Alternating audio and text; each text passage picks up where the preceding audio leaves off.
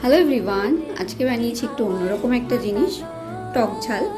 যদি সর্দি কাশি হয় বা জ্বর হয়, এটা খেলে মুখ একদম ছেড়ে যাবে। তো চলো দেখাই কীভাবে বানালাম।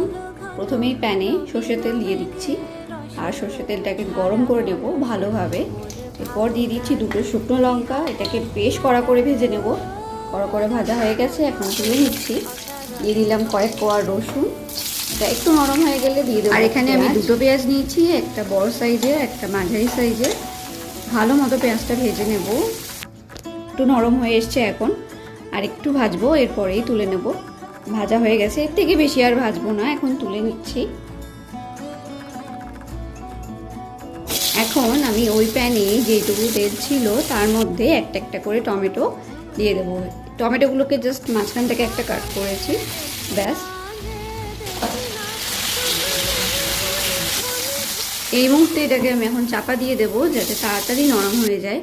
আর জ্বর সর্দি কাশি হলে এটা একবার বানিয়ে খেয়ে দেখো, দেখবে মুখ একদম ছেড়ে গেছে।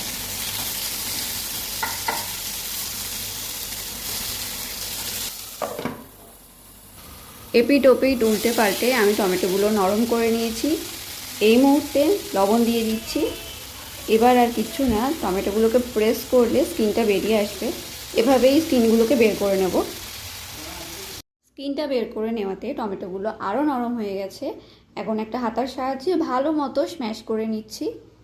এখন দিয়ে দেবো শুকনো লঙ্কা, পেঁয়াজ, রসুন ভাজা, যেগুলো আগেই ভেজে রেখেছিলাম। এগুলো এখন ভালো মতো মিশিয়ে নেব, আর যেটুকু জল আছে সেটুকু শুকিয়ে নেব। এটা একদম রেডি। কি দারুণ না এসছে কালারটা! গরম ভাতের সাথে খাওয়ার জন্য একদম রেডি এটা।